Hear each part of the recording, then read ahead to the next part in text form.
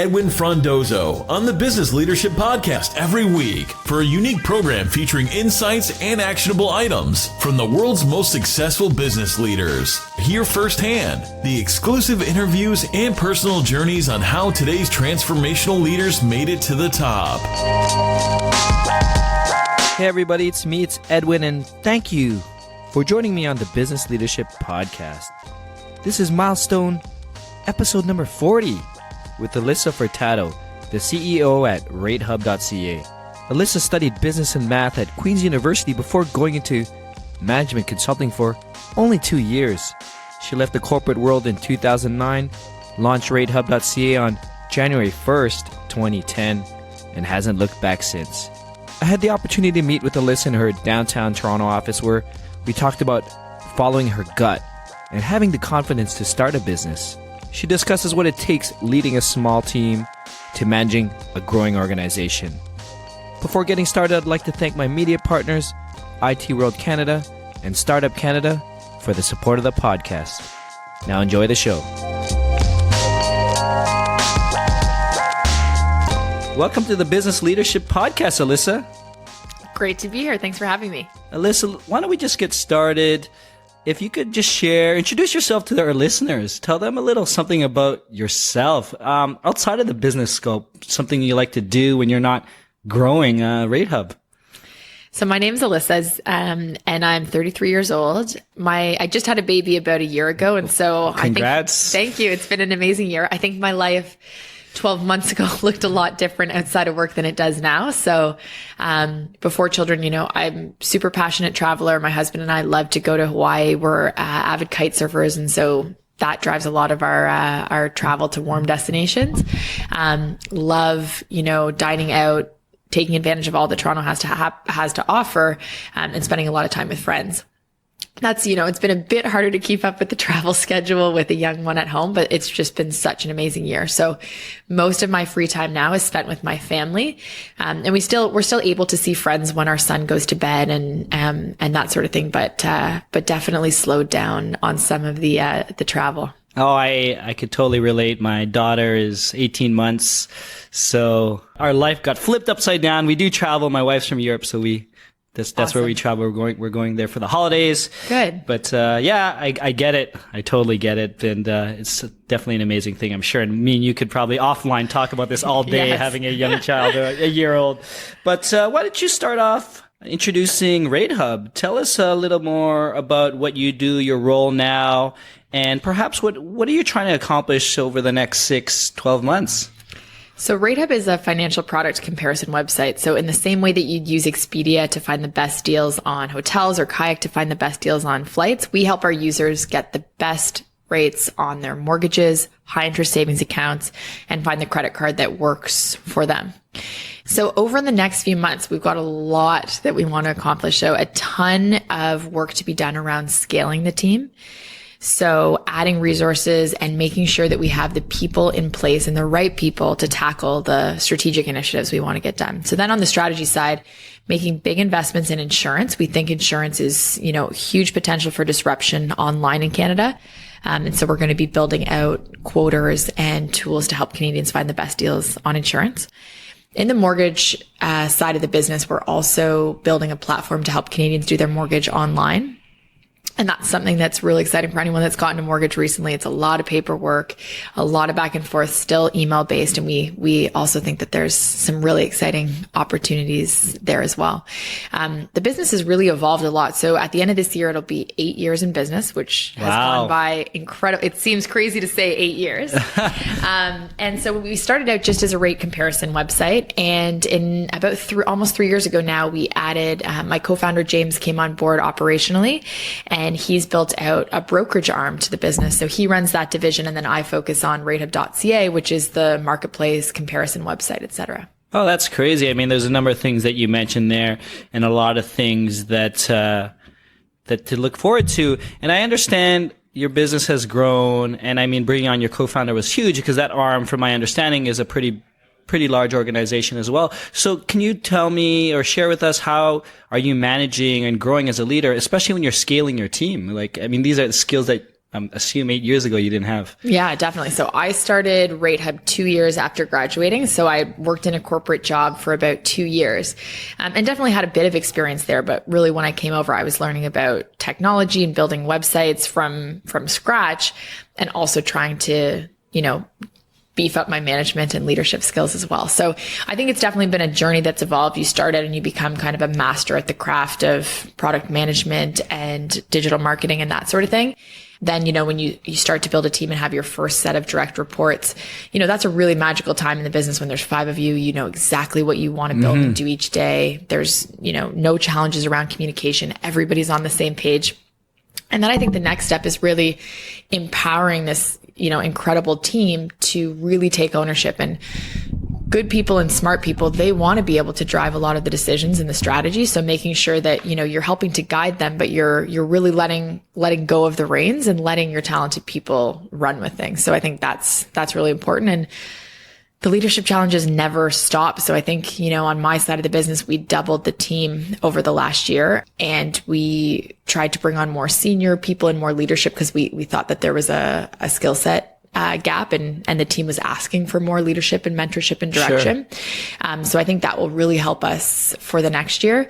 But yeah, as a leader, it's challenging. You're just always feeling like you're behind the ball from a skill set perspective and from an experience perspective. But I think it's, being committed to continually evaluating yourself and continually investing in your growth and improvement, and humbling yourself to realize that you don't know everything, and that you continue to have a lot to learn every year. Yeah, I mean, it's interesting. You mentioned 2 years out of university, but I think from my research, I think you just said it too, is you were in management consulting. Mm-hmm. So, I mean, correct me if I'm wrong, as a management consultant, you're working with folks that are handling things. So you had that sort of empowerment with your customers already to do the job. You're just there to sort of lead them. So do you find that experience helped you to where you are today, or did you have to just relearn everything again? It helped me in some ways and develop my skill set, but then in other ways, it's been all learning on the job. So I think the things I took away from consulting were, how to break down and structure a problem, how to think really analytically, how to beef up my analytical skills. Consultants are always in Excel and Sure. PowerPoint, and some of those technical skills have helped.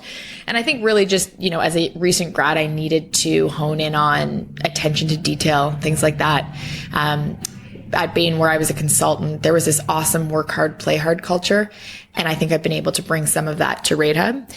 Seeing offsites and company socials and things that brought the whole team together were important at Bain, and they're really important to me and to the team at RateHub.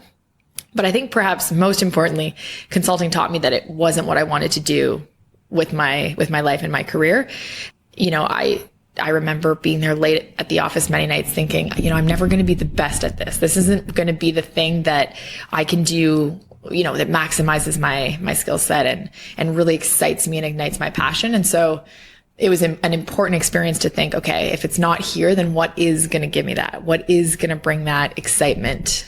And I think if I hadn't have started RateHub, and if I wasn't running a startup, I definitely love working at one. I just love the openness that you find at startups, the smart people tackling operational challenges, the pace at which everything moves.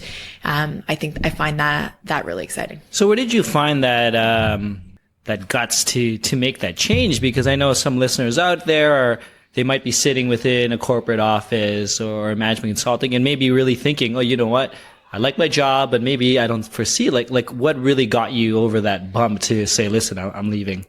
Yeah, it's a good question. I guess just having confidence in my gut. So, when something doesn't feel right, you don't want to walk away immediately. So it's kind of setting in place, okay, I'm going to check in with myself in 3 months and 6 months. And if this feeling doesn't change, then I really have to take action. I've always been I have a healthy appetite for risk. And I think that most entrepreneurs need that. I remember, my brother happens to be our CTO at RateHub, and, he was leaving Microsoft at the time, and my parents were pretty stressed out thinking about, their daughter leaving a management consulting job and their son leaving Seattle and this awesome programming job. But we both thought, we're young, we're going to work hard. We can at least take a strong try at this. And, worst case scenario, we've always got our skill sets to fall back on. So and you guys your parents must be super happy. They had a power team daughter-son team there. Yeah, I guess I should realize that. You'd have to ask them, but no, I know they're really proud of us. But I think sometimes they probably think that we work a little bit too many hours and we're a little bit stressed out. But oh yeah, it's been a pretty awesome ride too. And as the company is growing and you doubled over the last year, what were some of the key things you did to really help yourself? So I find that letting go comes naturally to me. I'm not someone that kind of wants to hold on to all of the work. What's important for me then is to make sure I've got the controls in place and the metrics in place so that I can give that control away and, allow people to run their divisions and make the decisions, but know that the business objectives are getting met. So putting in place more of that structure has been, more important to me. This year I did a lot of reading and a lot of speaking with people. So one of the things, we're working as an organization, our leadership team is working with a coach.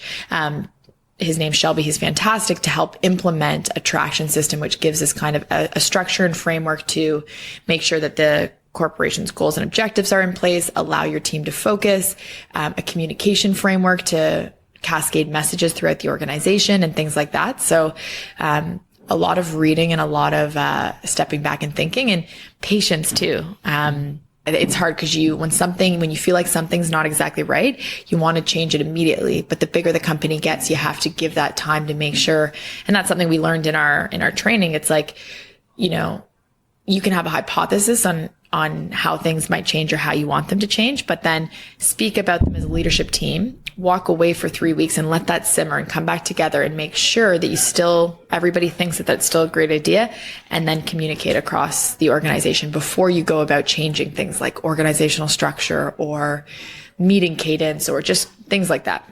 I hear from a lot of business leaders, executives, they're doing a lot of reading, and it sounds like maybe you've done it a lot in the past, but it seems like there was a focus here. Can you tell me why it became a focus?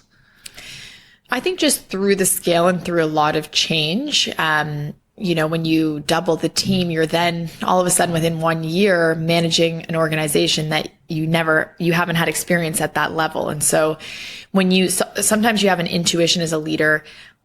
I feel like, how we were communicating with the team and how we were relaying messages, that's not going to work at this new scale, but I don't have the exact answer, right? I've never been in a company that, was an operational company with my division's 35 people. With 35 people, what does that look like? So, is it quarterly meetings? Is it monthly team meetings? Are you guys doing weekly stand-ups? So talking to different executives and, always remembering that each company is different, each leader is different. But I find, you talk to enough people, take in all of that input, and then ultimately make the decision on what would be best for the company and for you. Hiring Shelby, did that come around the same time when you were questioning or wondering how to improve and grow and scale, or was that referred to from an outside source? Like I find it interesting when executive coaches come into organizations. Yeah, I think it started with a feeling of how can we can do this better, and not knowing the exact answer, and so thinking about external help. And I think scale and growth, they're really hard. And I think it really tests you as an entrepreneur because it's easy to invest resources and financial resources when there's a certain return. And so as an entrepreneur, you think, we have to launch insurance. There's a huge opportunity, but then you forget how long that payoff is. And so, you make all of these investments, but the results don't happen then. So then you're looking at some pretty depressing numbers sometimes. Sure. And it might take 6 months. It might take 12. It might take 24 to see the fruits of that labor. And so I think it's also been, I don't know, like a mental reset to remember why you're investing and the time horizons you need to look at. So what are you reading now, or what's the last book that really you took something home with? So my last book that I thought was awesome was called Traction. And so this system that we're implementing with Shelby, it's called the EOS system, and it's based on the book Traction. So that was awesome. Reading good to great as well. And that's been great too. Not sure if there's anyone outside of Shelby that you look towards. I know a lot of entrepreneurs, they find themselves with other entrepreneurs or forums or groups. Is there anywhere else you go to look for advice, or you or your co-founders? at this point? Definitely. Great question. So I do look externally a lot for advice. I'm someone that definitely likes to talk through problems, and I often come to, that's how I kind of process the information. And I'm also someone that likes to listen to a lot of different points of view and then ultimately form what I think is best. So I talk to a lot of people, you know, on the personal side. I talk to my dad a lot about business. My husband's a great sounding board. I'm lucky to have business partners as well. So, my co-founder, James, who's operational, we often have, different points of view. And so that's really great. So, you know, obviously it's easy to talk to someone that's going to support your point of view all the time, but ultimately it's diversity of thought that really pushes you, challenges you, and gets you to the right answer. So no, that's great. And it sounds like you know who you're going to. Do you ever find yourself talking to a random executive or entrepreneur and letting go of some of your, not anxieties, but maybe a problem of the day? Yeah, definitely. I was in New York a few weeks ago with a great group of entrepreneurs. And it was a little bit like therapy, you know, you realize all of these things. Cause I think the bigger that the company grows, you know, stress levels absolutely increase. You start to have, you know, doubt yourself sometimes and really ask yourself, am I the person to grow this business? Imposter syndrome. Yeah. And I'm someone that didn't suffer from it until more recently. So it's a little bit of a new thing, but it turns out it's very common. So it's very real. It's very real and it's very common. And you talk to other leaders that are, one, going through the exact same thing as you are. So you realize that you're not crazy. But then second, you know, people will remind you, when you're part of a fast growing company and you're leading, you have to be hard on yourself. You have to be always asking, what can I do better? How can I grow? Is it me? And if you're not asking those things, then you're probably not working hard enough. So, someone said that to me recently, and I thought that was perfect. A good takeaway, because you need to be pushing yourself so hard, but then also have enough confidence to lead your business. And so those two things are almost opposing forces. So kind of trying to reconcile both of those can sometimes be hard. Fun question. I always love to ask on the podcast, and sometimes it takes people by surprise, is if I were to ask any of your peers, your employees, your team members, what's the best leadership that Alyssa has? What would they say? That one's really hard. What do you hope they would say, I guess? I was asking, some of the team who had listened to the podcast before. So I said, this isn't a question that I can answer. I need you guys to answer it. So, one of my team members, Candace, said was she really appreciates the openness to ideas. You know, I keep my door open and I keep my mind open. So I really like to listen to my team, and I like to listen to, you know, who on the team is the most credible person to answer this question. In a lot of times, and as the company expands, it shouldn't be me, right? I'm not the one in the weeds every day. So, you know, really trusting my team, and people have seen me in meetings state an opinion, but be open to changing it if facts are brought to the table and if, you know, there are excellent ideas that are better. So I think that's something that's appreciated. What else, Alyssa? What are some special projects, maybe some initiatives that you're excited about in the next future, in the short future, I guess? So we chatted about a few of them. Definitely insurance, because I think that there's a real opportunity to help Canadians shop for insurance online, find the best deals. The online mortgage brokerage platform. So the ability to help Canadians do their mortgage online and have, you know, a source of all of the data that comes with a mortgage transaction. And then, you know, that will give us the ability to help these homeowners find insurance really easily and do a bunch of things.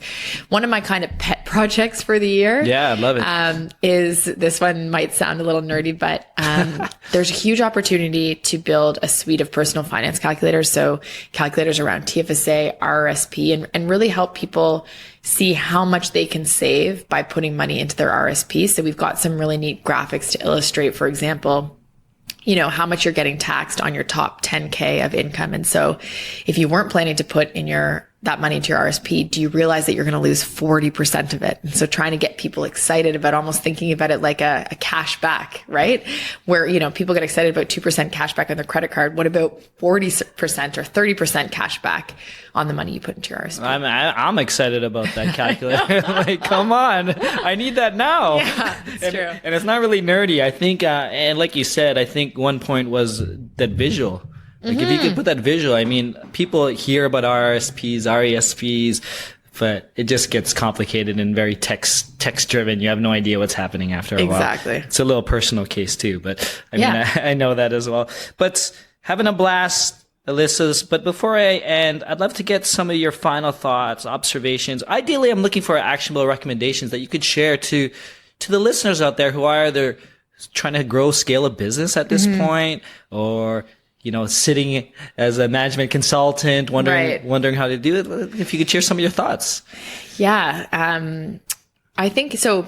Some of the advice definitely depends on the stage that the company and the entrepreneur is at. So for earlier stage companies, I'm a big proponent of focusing. So, I remember when we were an early company and we went to a meeting with an advisor, and the advisor started throwing out 10 to 20 things we should be doing. Yeah. And I walked away from the meeting saying, I don't think you're right. I think, we're a team of 3 people right now. We have 20K in the bank. We actually need to figure out what the one thing we need to do is. So for us in RateHub's case, we realized, if we were going to win at the business that we were building in the rate comparison space, we had to become the best at search engine optimization. When we looked at our competitors in the States, that's how they were acquiring their customers at scale. And so we dedicated, the next 6 years, we became the best at SEO and mortgages. And then only when that was done did we start to add on credit cards and then high interest savings accounts. And now, at the end of 8 years, now we're taking a step back and saying, okay, we've got that mastered. We've got more resources. What are the next most important marketing strategies to use? And so now we're getting into CRM and email marketing and scaling paid acquisition and stuff like that. But focusing is so valuable. Saying no is one of, the most strategic things that you can do. And so but I think as entrepreneurs, we're literally wired to kind of pump endorphins around opportunities and get adrenaline. And so it's really, not distracting yourself. So that's, kind of at the early stage. And then as you grow, I think I was talking about some of the leadership challenges and the imposter syndrome and that sort of thing. But I think it's realizing that leadership can be really lonely. It is truly challenging, and you're not alone. So finding those outlets, finding those people you can talk to, and honestly trying not to beat yourself up too much, because it's a really hard job. To close, Alyssa, please tell us where we can find more information about you, RateHub, or anything else that you'd love to share to the audience today. Yeah, so absolutely, you can visit us online at RateHub.ca. Lots of information on our blog and things like that. And then to connect with me, LinkedIn is the best way. All right, awesome. Well, thanks again for joining us on the Business Leadership Podcast. Thanks so much for having me. That's it, folks. Thank you for listening to milestone episode number 40 of the Business Leadership Podcast with Alyssa Furtado. It was great speaking with Alyssa and hearing her experience leading and growing an organization. It's so amazing to hear firsthand the transformation she had to make at every stage of the business. So to learn more about Alyssa, RateHub.ca, or anything else that we talked about, please visit the episode webpage at thebusinessleadership.com/040. Thank you for all your messages. I love hearing from you. And as we approach episode number 50, we're looking for ways to improve the show, and specifically for me, how I can provide more value to you. Please send me your thoughts, your insights, and even a recommendation of business leader that you'd love to get interviewed. With that, please send me a message on Twitter, Facebook, or directly via email to edwin@thebusinessleadership.com. And if you haven't done so yet, please subscribe on iTunes, Google Play, or wherever you listen to podcasts. Thank you again, and until next time, Edwin signing off. Thank you for listening to the Business Leadership Podcast at thebusinessleadership.com.